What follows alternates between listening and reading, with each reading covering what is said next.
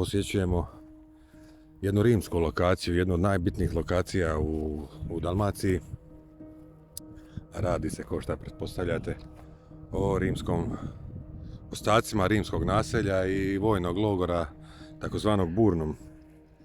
Burnum je bio vojni logor i municipi, to jest naselje, kraj današnjeg sela Ivoševci, 20 km od Knina, u smjeru Kistanja. Sastoji se od dvije lokacije. Prva lokacija je Porta Principia, to jest ostaci, kao što vidite. To je zgrada zapovjedništva, upravno i religiozno sjedište logora. Danas su ostali samo ovi lukovi, ispod kojih je klanac, to ćete vidjeti kasnije na snimci, ispod kojih je klanac rijeke Krke sa jednim prekrasnim slapom, Manojlovcem. U očuvanim izvorima, evo, Burnum se spominje prvi put kod Plinija starijeg, koji priča o bitkama Gaja Oktavijana u pohodima po Iliriku. Zidovi su ogromni, možda se tako ne čini na slici, ali su stvarno veliki. Sigurno nekih 6, 7, 8 metara u zrak. Do Panonsko-Ilirskog ustanka 6. do 9. godine ovdje su boravile legije, rimske legije. Prva je boravila 10. legija Valerija Vitrix, koja je nakon premještanja otišla u Germaniju, čini mi se, i nju je zamijenila 11. legija Klaudija.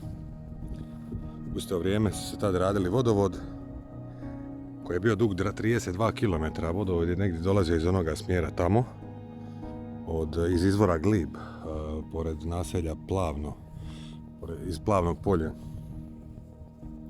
Za cara Klaudija završava se kompletan logor i poprima svoj neki završni oblik.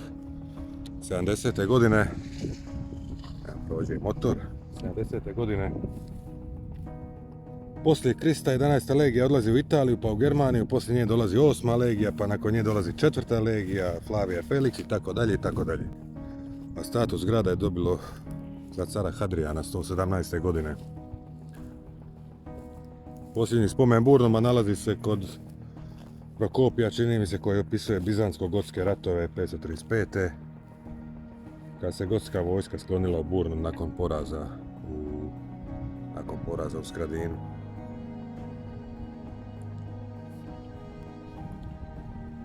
Nakon pada Burnuma slijedila su neka teška vremena za ovo područje.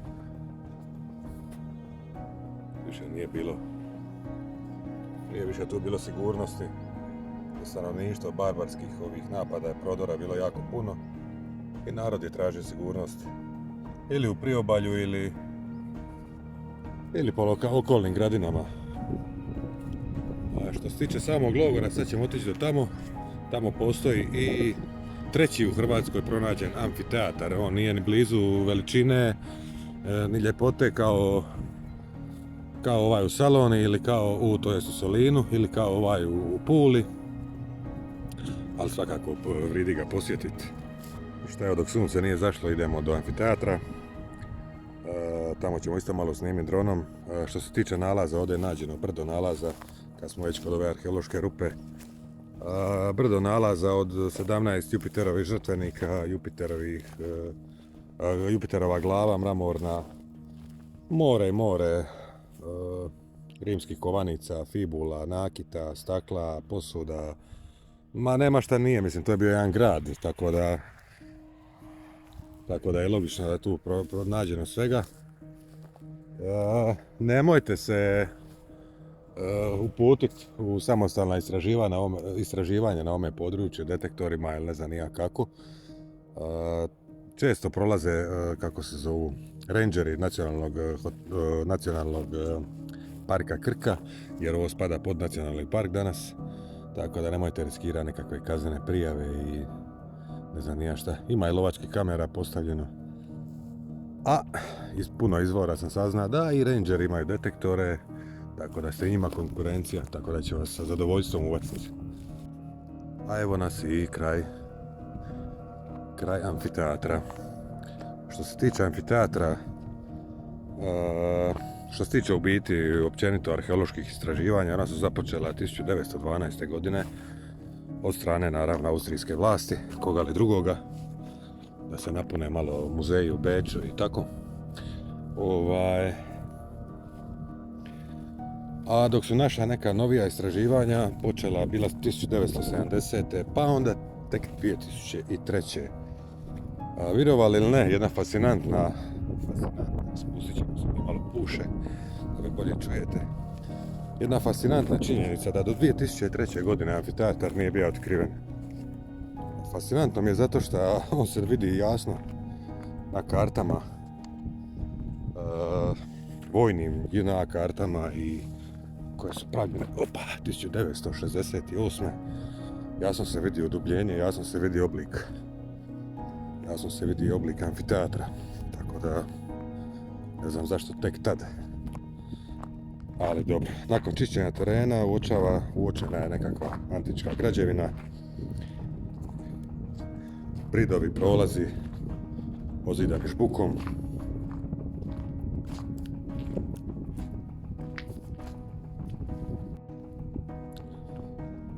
Ovo što vidite danas u biti, evo ovo, to je stanje to je jedna rekonstrukcija koja je napravljena nakon otkrića, nakon istraživanja, koja je po meni jako loše, iznimno loše napravljena. Ali ajde sad nekako nakon toliko godina čak i kamen počeo poprimati tu neku boju normalnu, prije se to bijelilo, to je bilo užasno za vidjeti, odudaralo je stvarno od pravih, kako se zove, od pravog amfiteatra. Evo proćemo ovuda sa stražnje strane. Znači 2003. godine su arheolozi uočili nekakvu udubinu u terenu i posumnjali da se vjerojatno radi o amfiteatru, pošto je to ipak bilo jako veliko naselje, jedan municipi koji je po svemu sudeći trebao imati, kako se zove, jedan amfiteatar. I eto, imao ga je. Uočeni su bridovi, uočeni su prolazi, uočene su opeke sa žigovima, legija na pročelju iznad ulaza je također stajao jedan monumentalni, dodat ću njega u video, natpis cara Vespazijana. Znatno kvalitetnije izrade od ostatka amfiteatra. Nije to bilo nešto velebno izdanje, nije to bilo nešto velebno zdanje, ali dobro, poslužio je njima za vježbe, vjerojatno za neke gladijatorske igre i tako. Su malo arheolozi zaboravili neke stvari. Dobro.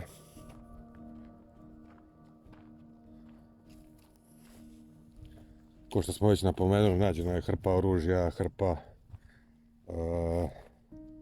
hrpa novčića, stakla, fibula, okova, nema šta nije, keramike, cigle, pojasnih garnitura i tako. Stvar kod gradnje amfiteatara je to da su one imale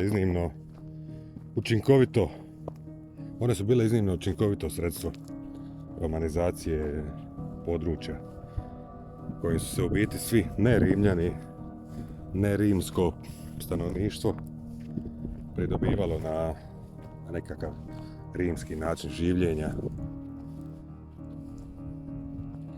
na jednu asimilaciju starosjedioca, tehnikom takozvanom kruha i igara, kako li drugačije zabaviti narod. Eto, malo da vidite nešto drugo, da nisu samo Iliri, iako mi je to omiljena tematika.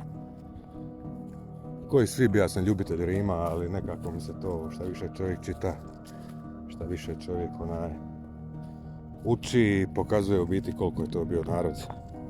Osvajački narod koji je potaracao naše prave, uz mnogo problema naravno i otpora, čak više otpora nego šta je iko pružio, vjerojatno. Pružili su im naši Iliri. Rim, kad malo bolje vidite situaciju, to je jedan okupator, napadač koji je palio, ubijao, silovao, odvodio u roblje naše pretke. Samo eto par riječi o tome koliko su dobro napravili posao asimilacije, ne samo oni, nego i generacije i vladavine iza, je taj pokazatelj taj da koliko je kvalitetno to sve u biti izvršeno, jedno brisanje sjećanja.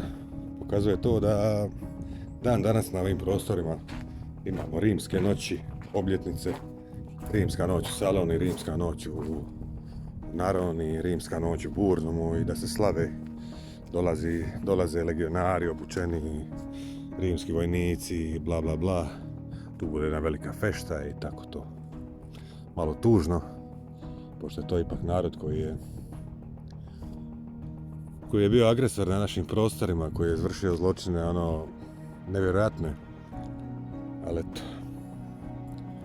Ilirske noći nema. Nikakvog slavlja, nikakve fešte, nikakvog veličanja u biti naših pravih predaka.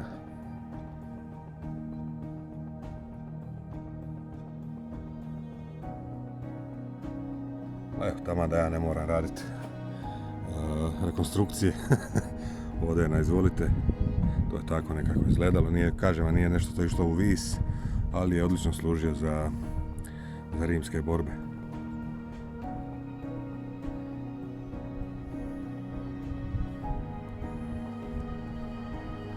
Evo, znači, to vam je stanje kako je bilo prije istraživanja. Da se tu tek 2003. godine počelo sumnja da postoji nekakva građevina u obliku amfiteatra. To mi je stvarno nevjerojatno. Ali dobro. Eto ga, malo snimke drona i to je to. Evo ga, Rimljaninu.